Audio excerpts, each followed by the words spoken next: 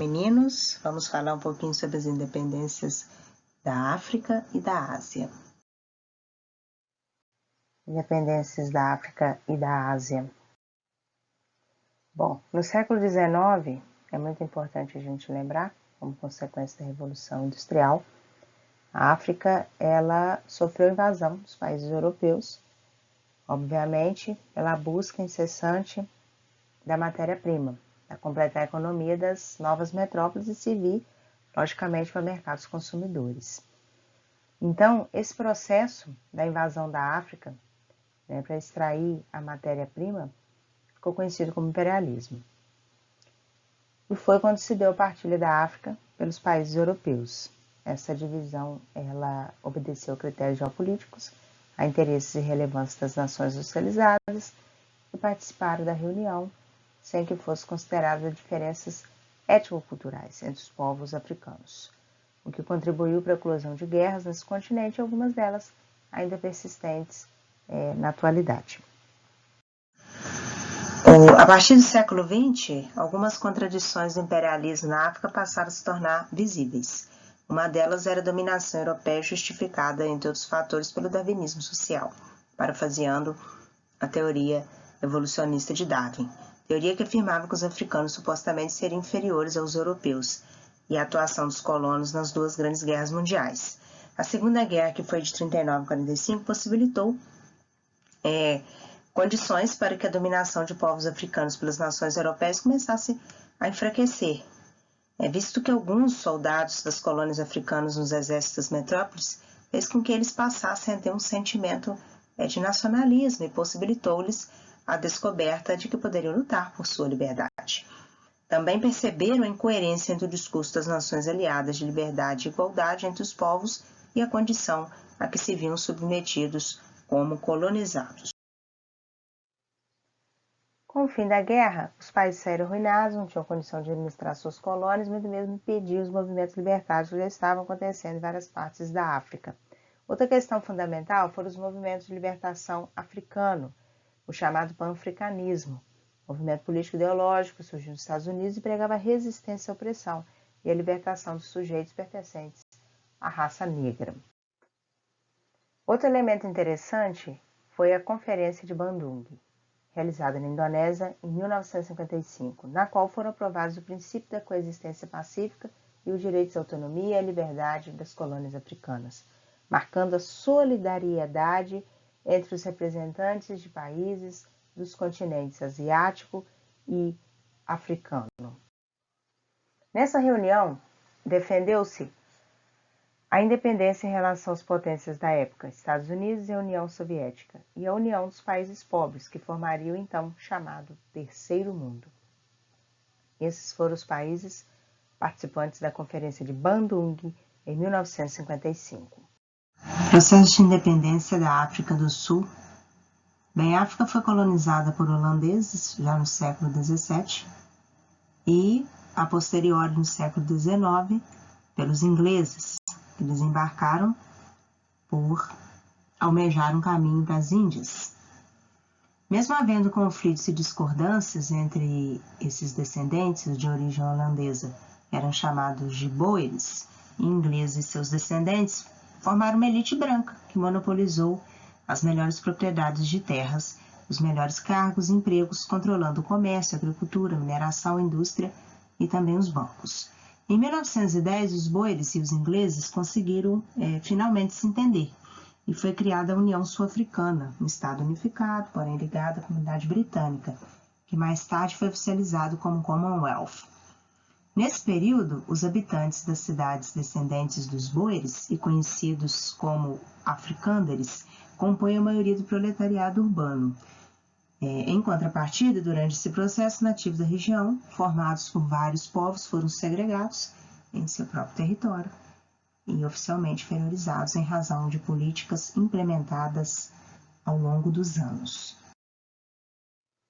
Isso ocorreu estando o grupo de sociedades ligados aos africânderes e os ingleses à frente ao governo da África do Sul. Em 1913, começou a ser definido por lei o regime de separação racial da África do Sul. Isso garantiu a dominação branca e limitou os direitos dos não brancos, isto é, Nativos, negros, mestiços e asiáticos, em especial os indianos, grupo que, embora fosse maioria, detinha somente 8% de todas as terras da África do Sul no período. O ato das terras nativas retirou forçosamente a população negra de suas terras, de seus lares, e a confinou em reservas especiais, privando-a de um direito fundamental de ir e vir, enquanto concentrou a minoria branca na maior parte do território. Os africânderes praticamente ficaram a exploração e a segregação racial, afirmando que os graus de civilização eram diferentes.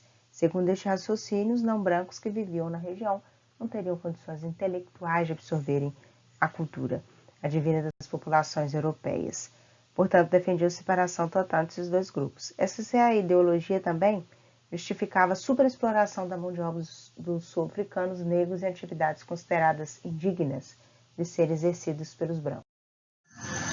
Em 1948, o Partido Nacionalista, formado por boeres e africânderes, venceu as eleições e legalizou a prática do racismo em uma política de segregação racial conhecida como apartheid, que marginalizava nativos negros, mestiços e asiáticos, impondo-lhes uma série de regras.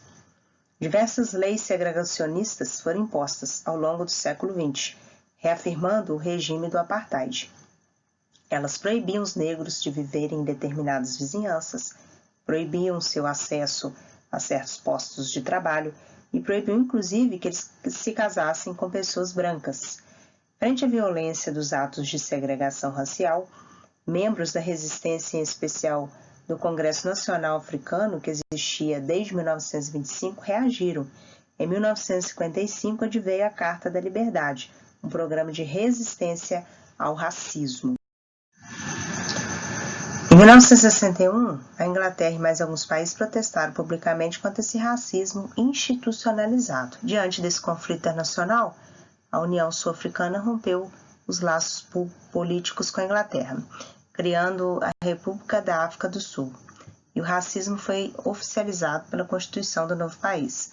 As transformações mundiais ocorridas após a Segunda Guerra Mundial e as independências das colônias africanas incentivaram a população negra da África do Sul, por meio do Congresso Nacional Africano, a lutar contra o apartheid. Nelson Mandela, um advogado de origem Xhosa, tornou-se a principal liderança desse processo. Em 1962, foi preso e condenado à prisão perpétua. A essa altura, a luta contra o apartheid havia tomado rumos internacionais. Países e organizações humanitárias passaram a apoiar a causa das populações negras, denunciando e pressionando o governo sul-africano, e prestando solidariedade ao líder político preso. O arcebispo Desmond Tutu, ganhador do Prêmio Nobel da Paz de 1984, passou a condenar as negociações com representantes de comunidade internacional a fim de que eles pressionassem o governo sul-africano a acabar com o racismo. A pressão política e as sanções econômicas da comunidade internacional favoreceram em 1989 a ascensão do governo de Frederick Clark, que deu início à liberação do regime. O apartheid somente terminou em 1990, ano em que Nelson Mandela foi libertado da prisão. Em 1994, Mandela foi presidente da África do Sul nas primeiras eleições em que a população negra participou. A independência da Angola e de Moçambique. Foram duas importantes colônias portuguesas delimitadas pela divisão do continente africano na Conferência de Berlim no século XIX. Essa divisão foi desconsiderada a diversidade cultural desses territórios, fato que os portugueses já haviam ignorado quando chegaram a essas regiões no século XV. Durante o século XX, angolanos e moçambicanos foram expostos à dominação portuguesa. No entanto, o conflito entre os blocos socialistas e capitalistas favoreceu a luta de diversos povos africanos. A União Soviética ajudou e financiou vários desses movimentos de independência. Em 1974, Portugal se viu desgastado quando militares derrubaram a ditadura portuguesa de Marcelo Caetano, sucessor Antônio Salazar, na Revolução dos Cravos. O novo governo estabeleceu negociações com as colônias em guerra de Guiné-Bissau, Angola e Moçambique, Cabo Verde e São Tomé e Príncipe, aceitando a independência delas, depois de um processo de lutas e resistência. Considerando, nesse contexto, vamos conhecer detalhes do processo. Independência de Angola, século XX. Bom, Angola viu surgir vários movimentos de resistência. mesmo durante a ditadura salazarista. Destacou-se o Movimento Popular pela Libertação de Angola, MPLA, fundado em 56, liderado aí por Antônio Agostinho Neto. E esse MPLA conseguiu dar visibilidade para as várias causas que defendia, como o programa que visava instituir uma república pautada pela democracia, pela laicidade, além de instituição do sufrágio universal do Estado centralizado. Nem toda a população aderiu às ideias, sob o argumento de que o movimento apresentava contradições. Bom, entre esses desentendimentos, levaram à formação de outras frentes de luta. Além do MPLA, também surgiu a Frente Nacional da Libertação de Angola, FNLA, e a União pela Independência Total de Angola, que é a UNITA. Os confrontos armados com os portugueses foram intensos, terminaram em 1974 e em 1975, quando foi instituído o governo provisório. Em 75, consolidou-se o reconhecimento da independência de Angola em relação a Portugal. Após a independência, porém, o MPLA e a UNITA entraram em um longo conflito pelo poder. No contexto da Guerra Fria, o MPLA recebeu apoio da União Soviética, da China e de Cuba, enquanto a UNITA foi apoiada pelos Estados Unidos e a África do Sul. O confronto só terminou em 2002, quando houve a concessão de anistia pelos crimes de guerra cometidos por ambas as organizações. A independência de Moçambique, assim como de Angola, teve vários movimentos de resistência. Por outro lado, acontecia naquele país, além de trabalho desempenhado pelas principais atividades econômicas, como mineração, agricultura e extrativismo, por determinação do governo português, houve em Moçambique um regime segregacionista semelhante ao apartheid na África do Sul, que institucionalizava o racismo em seu território. E já nas primeiras décadas do século XX surgiram organizações como o Congresso Nacional Africano de Moçambique, que defendia as ideias e as difundia por meio do jornal bilíngue Dambu de Já África, o qual, porém, foi logo sufocado pela censura. Os grupos que formavam a resistência moçambicana eram diversificados, abrangiam nativos. Em 1950, houve considerado aumento na quantidade de organizações para resistência, como o governo português, rompendo paralelamente com mais repressão. Já na década de 60, a união de 3 movimentos formou a Frente de Libertação de Moçambique, Frelimo, liderada por Samora Machel. Os confrontos armados entre a Frelimo e Portugal foram intensos, marcados por luta armada e guerrilhas. Em 25 de julho de 1975, porém, a independência foi alcançada. Contudo, os conflitos internos não tiveram fim com a independência, em especial pelas divergências internas à Frelimo. Parte da população não se sentia representada por ela, além de haver internamente grupos com posicionamentos político-ideológicos opostos. Prevaleceram no governo medidas de caráter socialista, passando, a partir de 1977, a haver forte oposição da Resistência Nacional Moçambicana, RENAMO, que possuía o apoio dos Estados Unidos, da África do Sul e da Rodésia, atual Zimbábue, que ganhou simpatia de alguns moçambicanos. Na década de 1980, o confronto se aprofundou e se estendeu até 1992, quando finalmente foi assinado um acordo de paz. Processo de independência da Argélia e Congo. Também a Argélia e Congo foi colonizada pela França, né? E tinha também, a população era composta por árabes e berberes, que viviam em condições precárias. Bom, foi criado também um movimento nacionalista, né? Assim como os outros países. Esse movimento foi chamado de FLN. Após a Segunda Guerra, ele foi criado, algumas rebeliões, adesão popular ao governo francês, enviou aí um contingente de soldados para combater, iniciando assim um conflito que duraria até 1962. A repressão foi extrema, violenta, nesse ponto foi uma das mais violentas. É importante ressaltar que o grupo defendia laços da colônia com a França, era formado por colonos franceses, seus descendentes brancos, constituía uma elite dominante, comandava os altos escalões da máquina burocrática colonial. Em 62, o presidente francês Charles de Gaulle realizou um plebiscito que foi favorável à independência, que pôs fim à guerra, reconhecendo a Argélia como nação soberana. A independência do Congo deu origem ao Zaire, A República Democrática do Congo foi um território derivado da divisão do antigo Reino do Congo. Com a Conferência de Berlim, solidificou-se o domínio dos belgas, que se tornou muito conhecida. Além da intensa exploração de empresas belgas, da fome e da pobreza, o governo belga instituiu um regime de trabalho forçado. Violência, maus tratos, os povos do Congo reagiram, logicamente, a essa dominação, por meio de fugas, greves. E, em 1958, alguns fatores fizeram com que o espírito nacionalista fomentasse movimentos, finalmente, de independência. Um deles foi a Exposição Universal de Bruxelas, em que os povos do território belga entraram em contato com outros povos, tornando-se uma possível articulação e expôs a outros países sua precária situação. Logicamente que a independência de colônias francesas encontros pan-africanistas também influenciaram os congoleses. Diante das movimentações, o governo belga reconheceu a independência do Congo dia 30 de junho de 1960. Porém, desde então, disputas internas ocorreram, despertando uma guerra civil marcada por oscilações no poder e intensos conflitos armados. Ainda hoje, em razão de disputas políticas e éticas, a República Democrática do Congo vencia intensos e graves conflitos. Vamos falar um pouquinho agora da independência da Índia, obviamente, de Mahatma Gandhi. A independência da Índia. Os processos de descolonização da Ásia teve início aí após a Primeira Guerra. Vários fatores contribuíram para fomentar esses processos. Entre eles, a declaração do britânico David George, em 1918, de que o princípio da autodeterminação dos povos era aplicável tanto à relação entre as colônias quanto seus territórios ocupados na Europa. As denúncias de socialistas, como o soviético Lenin, quanto ao imperialismo, entre outros.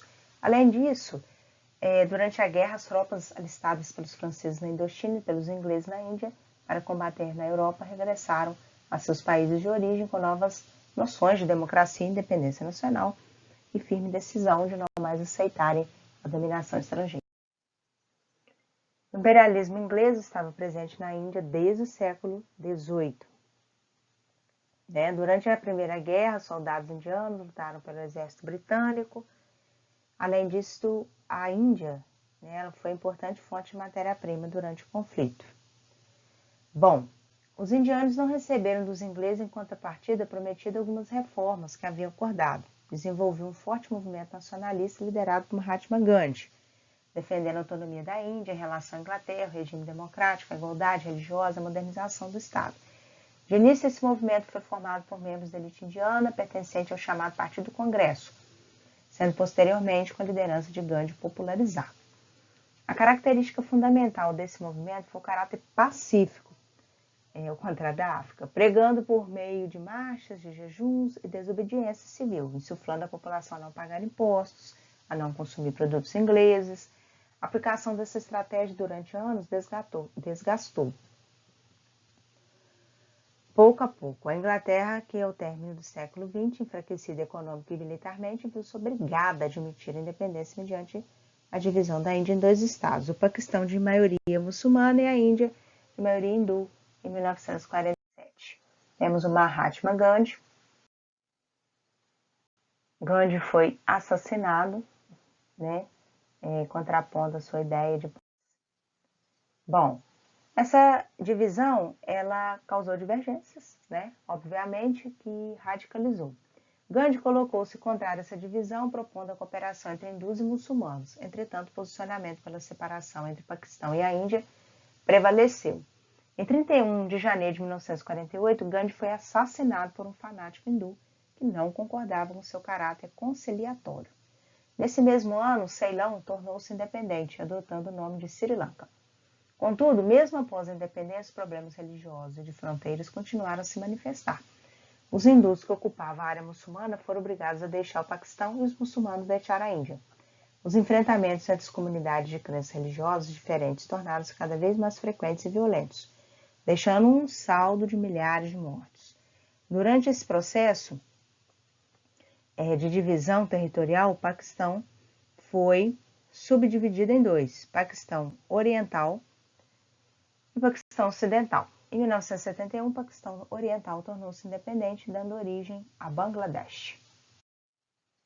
Em 1965, o general Suharto liderou um sangrento golpe de Estado para esmagar o crescimento dos movimentos de esquerda no país, causando 300 mil mortes. Suharto governou até 1998.